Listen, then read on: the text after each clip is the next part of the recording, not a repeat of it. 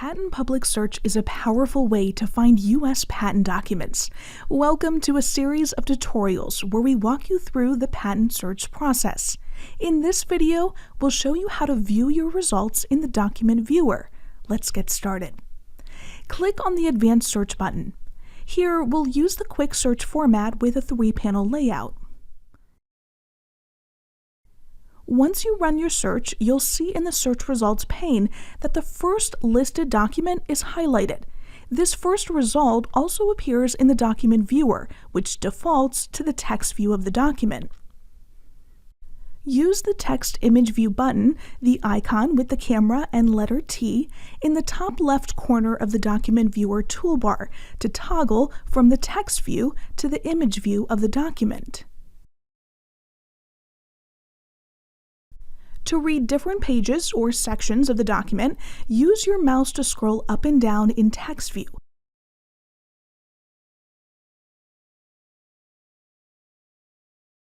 In image view, click the next page arrow or the previous page arrow.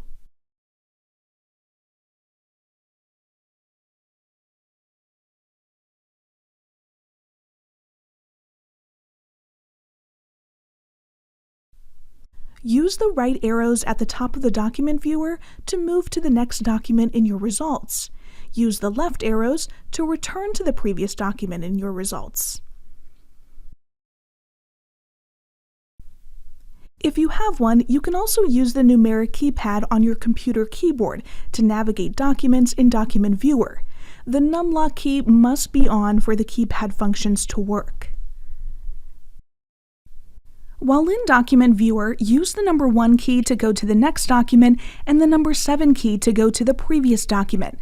This feature gives you the ability to quickly move between different documents from your search results. This keyboard shortcut works in both Image View and Text View.